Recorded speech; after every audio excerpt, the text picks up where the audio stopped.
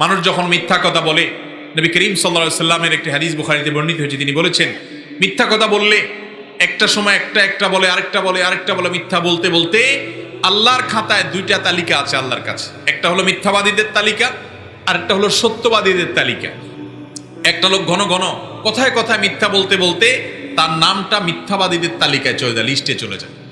আরেকটা লোক মিথ্যা না বলে সত্যটা বলার চেষ্টা করে, মিথ্যা এড়ায়, এই এড়াইতে এড়াইতে মিথ্যা বাদ দিয়া সত্য বলতে বলতে বলতে সত্যের অভ্যাস করে, নিজের মিথ্যা বলার অভ্যাস দূর করে, নিজের সঙ্গে লড়াই করে এবং কথা বলতে গিয়ে থেমে যায়, আরে আমি তো মিথ্যা বলছি, আমার নাম তো মিথ্যাবাদীদের তালিকায় যাবে।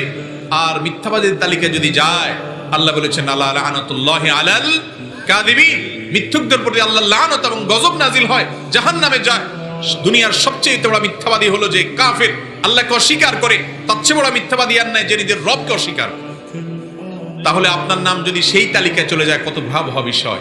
এই জন্য যে ব্যক্তি সত্য কথা বলার চেষ্টা করে, মিথ্যা কথা বলার অভ্যাস ছিল, নিজের সঙ্গে লড়াই করে আস্তে আস্তে আস্তে আস্তে অভ্যাসটাকে পাল্টানোর চেষ্টা করে, একটা সময় সে মিথ্যা রেশিও কমাইতে কমাইতে কমাইতে শতকরা 1% আর থাকে না, তখন তার নামটা বুখারীর হাদিসে আসছে সত্যবাদীদের তালিকায় চলে যায়। তাহলে একবার মিথ্যাবাদীদের তালিকায় চলে যাওয়ার পর আবার সে নামটাকে এনে সত্যবাদী এবং সিদ্দিকদের কাতারে শামিল হওয়ার সুযোগ আছে, যদি অভ্যাসটা পাল্টাই। অভ্যাস পাল্টাবো তো ইনশাআল্লাহ। মিথ্যা কথা বলবো না ভাই, জান যাক জীবন যাক, মিথ্যা বলবো না।